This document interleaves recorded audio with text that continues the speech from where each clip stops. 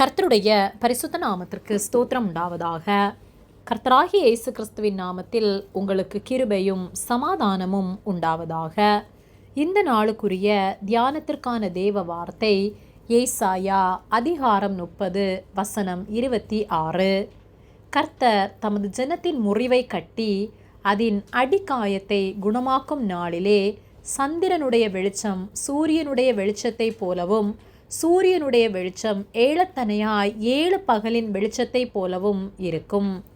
பிரியமானவர்களே, கர்த்தருடைய பிள்ளைகளாகிய நம்முடைய வாழ்க்கையிலே கர்த்தருக்கு நாம் இடம் கொடுப்போமானால், கர்த்தர் நம்மில் வாசம் செய்வாரானால், நம்முடைய வாழ்வு சூரியனைப் போல பிரகாசமுள்ளதாக காணப்படும். ஆகவே கர்த்தருக்கு இடம் கொடுத்து அவருக்கு பிரியமுள்ள வாழ்க்கை வாழ்வோம்.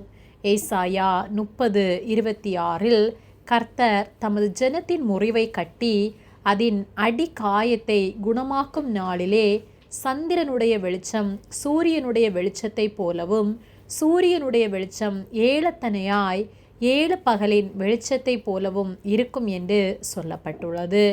கர்த்தர் நம்முடைய வாழ்க்கையில் கிரியை செய்வாரானால், நம்முடைய வாழ்க்கை 7 பகலின் வெளிச்சத்தைப் போல ஏழத்தனையாக பிரகாசிக்கிற சூரிய வெளிச்சம் போல பிரகாசமுள்ளதாய் சந்தோஷமுள்ளதாய் காணப்படும். ஏனெனில் நம்முடைய வாழ்க்கையில் காணப்படுகிற போராட்டங்கள், நம்முடைய காயங்கள் எல்லாவற்றையும் கர்த்தர் கட்டுகிறவராக இருக்கிறார். நம்முடைய வாழ்க்கையிலே அடி காயங்கள் உண்டானால் அந்த காயம் குணமாக அநேக நாட்கள் எடுக்கும். ஆனால் கர்த்தர் நம்முடைய வாழ்க்கையில் இருப்பாரானால் அடி காயத்தைப் போல அநேக நாட்களாக நம்மை வேதனைப்படுத்தி கொண்டே இருக்கின்ற காரியங்களை கர்த்தர் மாற்றி அதை குணமாக்குகிறவராக இருக்கிறார். நம்முடைய வாழ்க்கையில் உள்ள எல்லா சூழ்நிலைகளையும் மாற்ற அவரால் கூடும். ஆகவே நாம் அவரை நோக்கி கூப்பிடுவோம். நம்முடைய வாழ்வை கர்த்தரிடத்தில் ஒப்பு கொடுப்போம். அவர் விரும்புகிறபடி செய்வோம்.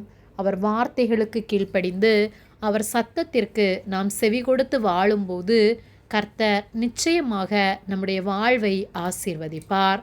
ஆகவே கர்த்தருக்கு காத்திருந்து அவர் விரும்புகிற வாழ்க்கை வாழ்வோம். அவர் நம்முடைய முறிவை கட்டி நம்முடைய அடிக்காயத்தை குணமாக்கி நம்முடைய வாழ்வை பிரகாசமுள்ளதாக்குவார். ஆமேன். ஜெபம்.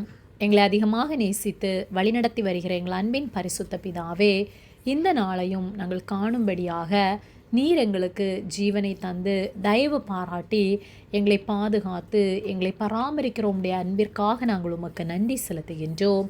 நாங்கள் தியானித்த வார்த்தையின்படியே நாங்கள் உம்மை சார்ந்து ஒவ்வொரு நாளும் வாழ எங்களுக்கு நீர் உதவி செய்யும்படியாய் ஜெபிக்கின்றோம். எங்கள் முறிவை கட்டி எங்கள் அடி காயத்தை நீர் குணமாக்கி எங்கள் வாழ்வை சூரியனைப் போல நீர் பிரகாசிக்க பண்ணுவதற்காக நன்றி செலுத்துகின்றோம். போராட்டங்களோடு இருக்கின்ற ஒவ்வொருவருடைய வாழ்க்கையிலும் கர்த்தர் அற்புதம் செய்யும்படியாய் ஜெபிக்கின்றோம். நீர் எங்களோடு கூட இருப்பதற்காக நன்றி செலுத்துகின்றோம்.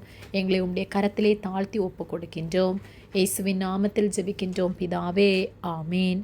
கர்த்தர் உங்களை ஆசீர்வதிப்பாராக.